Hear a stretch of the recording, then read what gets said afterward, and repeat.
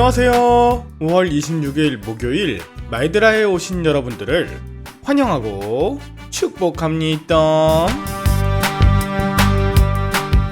저는 마이드라의 정진영 목사입니다. 레위기에 이어서 오늘부터 민수기 시작하는데요. 제가 지난번 레위기 시작할 때 이미 말씀드렸습니다. 출애굽기, 레위기, 민수기까지 베이라고 하는 그리고 접속사로 연결된 하나의 책으로 볼 수 있다고요.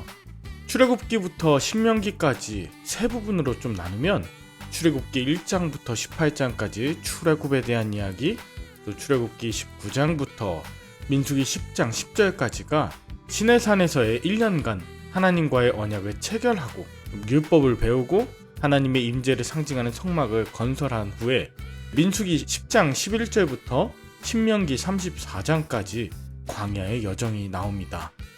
그러니까 민수기는 시내산에서 광야로 출발하기 전과 이후 광야의 이야기가 펼쳐지게 나오는 중간 브릿지 역할을 하게 된다고 볼 수 있죠. 중간에 보면 여전히 환해굽을 하고자 반역하는 사람들의 이야기가 계속해서 나오는데요. 이렇게 레위기 이후에 시작되는 민수기를 통해 박진감 넘치는 성경 속 광야로 여러분들을 초대합니다. 그럼 오늘도 힘차게 마이드라를 시작해 보도록 하겠습니다. 자, 민수기로 출발!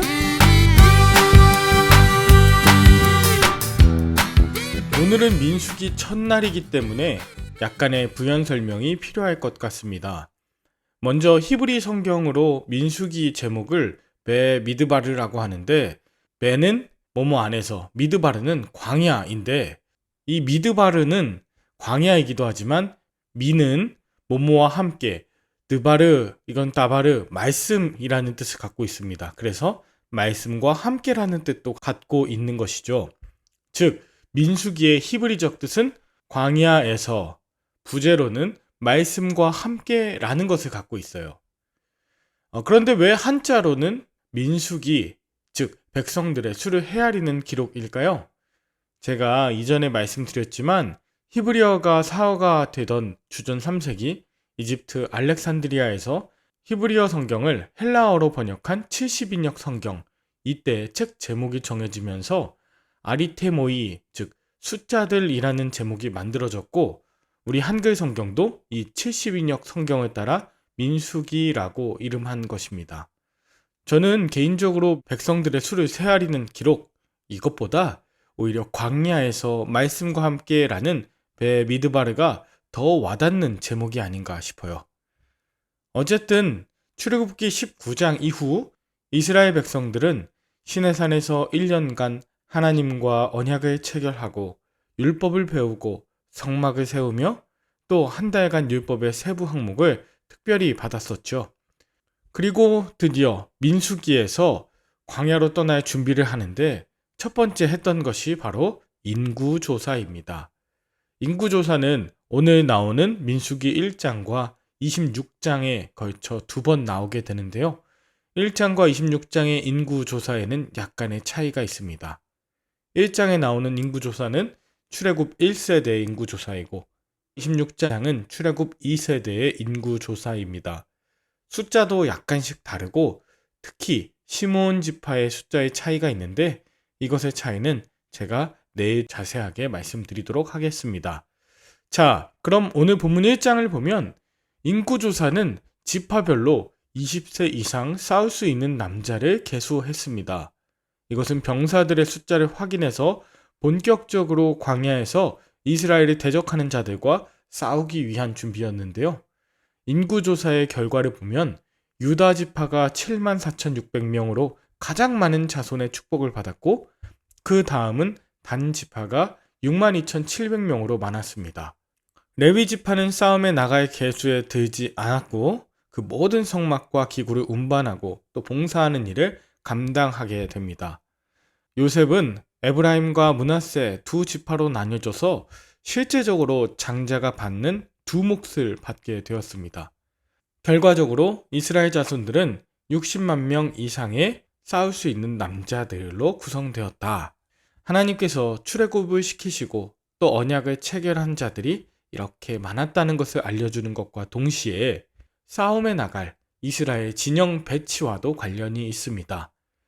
그러니까 각 지파별 인구의 차이는 단순히 권력과 위력을 상징하는 것이 아니라 각 지파의 규모에 맞는 책임과 사명에 관계한다는 것을 알 수 있어요. 가령 이스라엘의 진을 편성할 때 가장 많은 숫자를 차지하고 있는 유다 지파가 가장 선두에 섰고, 또 그 다음 많은 지파인 단 지파가 후미에 섭니다. 여러분, 선두와 후미는 정말 중요하고 또 위험한 자리이죠. 마찬가지로 그들이 힘이 세고 군사들이 많았을 때 어렵고 또 위험한 자리를 서게 되는 것입니다.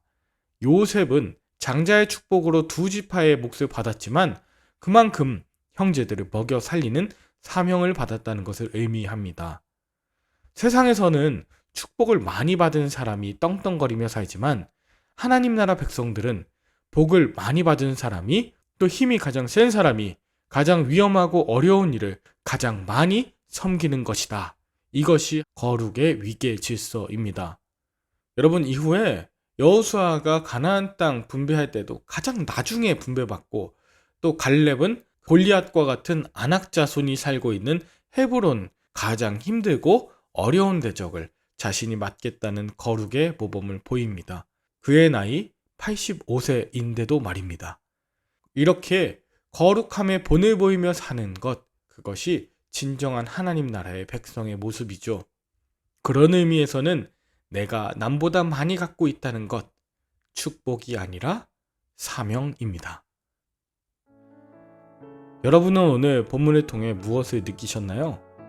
앞으로 민수기를 통해서 왜 이스라엘이 40년 동안 광야에서 방황하게 되었는지, 또 그들은 사소한 것에서부터 가나안 땅 정탐한 이후의 보고까지 참 이해가 가지 않는 선택들을 해오는 이유에 대해서 살펴보게 되실 텐데요.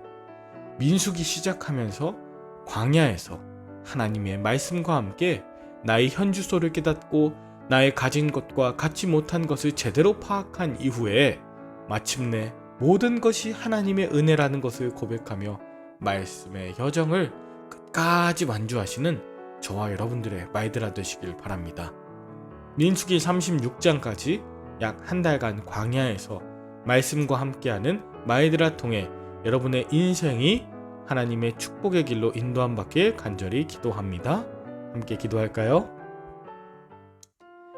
하나님, 코로나를 경험하면서 어려운 점도 있었지만 지금 우리에게 주신 복을 세워봅니다. 실제로 어려움을 통해서 잃은 것, 또 연약해진 것도 있었지만 분명히 얻게 된 것, 더 강하고 담대해진 부분이 많습니다.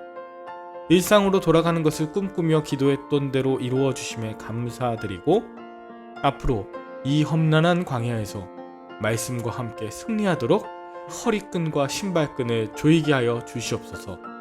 나를 드러내고 뽐내며 살아가는 것이 아니라 구별된 하나님의 백성으로서 거룩의 모범을 보이며 살려내는 존재 되게 하여 주시옵소서. 광야에서 만나주시고 말씀하시는 예수님의 이름으로 기도합니다. 아멘. 오늘도 좋은 하루 되시길 바라며 저는 내일 다시 뵙도록 하겠습니다. 샬롬.